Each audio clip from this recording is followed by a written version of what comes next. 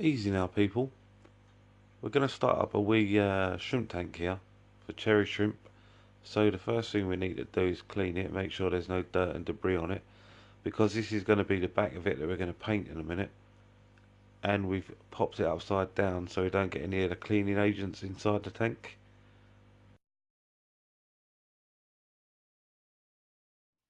We'll give it a rub down with some paper towel as well to make sure we've got all the window clean off, because the paint ain't going to want to stick to that. Then we're going to start applying our first coat, which is just a base coat. It's just something for the rest of the paint to stick onto. You'll be able to see right through it, but don't panic. Once we apply a second coat, it's going to look a lot better.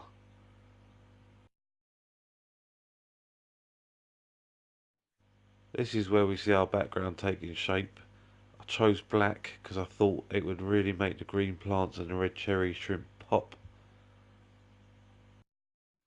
We don't need to be too fussy at the top of the aquarium here, because when we turn it upside down, that's going to be the bottom, and your substrate's going to cover that anyway. Whilst we're waiting for that to dry, we can start thinking about our decorations. So we've got some of this narrow leaf Java fern here that we're going to attach via the rhizome to this rock. Cyanoacrylate super glue is aquarium safe, so that's what we're using. And we've gone with a gel type because it doesn't run. If it does run, it can leave unsightly white cure marks where you don't want them. So using a gel type, it's nice and safe, tidy, doesn't make a big mess. And as you can see, a couple of seconds, hasn't took too long, we've already got one of our decorations ready to roll. So once we've got our tank in position with some sort of cushioning underneath to iron out any irregularities that could cause a pressure crack, we can start throwing our substrate in. And we're going with sand here because we are not going to use any root feeding plants. Like sometimes can struggle in sand. And we're just going to start throwing it in. We don't need to be too tidy at this stage. What we're wanting is enough sand to give us about an inch worth of substrate here. This is why we weren't being too particular about how we put the sand in, because as we add the water, it's going to kind of level off anyway. We're pouring it into a bowl so it disperses the water gently, doesn't throw the sand up all over the sides of the tank, and we're just going to put enough in to level it out so we can start working in there. Because now we're going to start placing our equipment. If you're going to use a heater, you can use a regular one, or there's some nice nano heaters for smaller tanks now. I'm not going to bother because the temperature in this room is adequate enough. Shrimp can tolerate lower temperatures, and some of the plants we're using prefer lower temperatures too. But we need a filter, of course. We've got this corner sponge filter that we're going to use, so we'll push that down into position in the sand like that. Then I've got this bit of wood that I super glued some Java moss to, and a wee bit of Anubias at the top, sorry. Doesn't look much for now, but when it starts growing out, it's going to look awesome. And we'll push this down into the sand as well, but unfortunately I didn't manage to get this in a tank long enough to sink, so I've had to pinch this rock from another tank to hold it down for a wee while. Bit of wood like this probably take a week or two to want to stay in position, and then we can remove the rock, of course. Got some of this beautiful dragon stone here, Oko stone it's also known. If you get a chance to work with it, I recommend you do. It's really, really nice. And this is the stage that we're really playing about with getting our scape right, positioning things where we want them. It's easier when you've not got a full tank to do it. and we can mess about and move things around as we want. Remember our wee stone with a Java fern attached? That's going to sit in there. Again, it's looking a bit dried out. It's not looking great, but give it a wee while. It's going to look amazing. Then we can fill her up and start adding the last few touches. This is an Indian almond leaf that I've been seasoning in another tank. And I've also got a couple of nice bits of cholla wood here. Shrimp just love these things.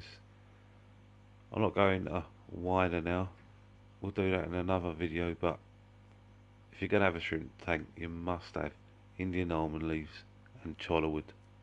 Definitely a must. Sand being sand, doesn't matter how many times you wash it. You always ends up a bit murky like this for a bit, but it will clear. Don't worry too much. Gonna pop in a couple of these wee Marimo moss balls. They're not moss really, they're algae actually, but shrimp love grazing on them too.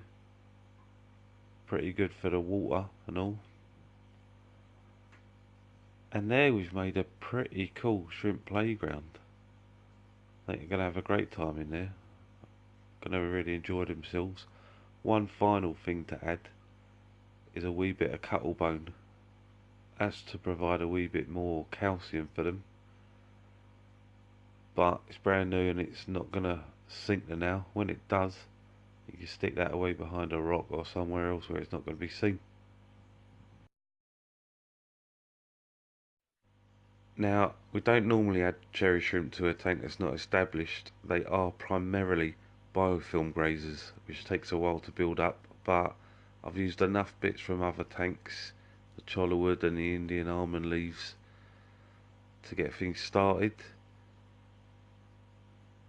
And I kind of jumped the gun a wee bit, if I'm honest with you. I started acclimating these shrimp a bit too soon. Should have really waited until the water was clear, or would have liked to have done anyway to have shown you guys.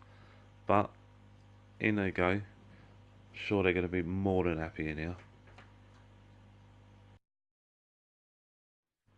There they go, starting to explore. Why not? Like we said, it's a pretty cool playground we've made from now. There are two more things we need to do though before we're finished. One, it's a patience game. We need to wait till the water clears and we'll get a couple of seconds of when that happens for you. The other is we need to look at the sand again. If you notice when we stick the bottom of the net in the sand here, see all them bubbles coming out? They gotta go. Gotta get rid of them. We're probably better off with a fork, but this net is what I had to hand just for showing you. What we want to do is move it through the sand and get rid of as many of them bubbles as we can.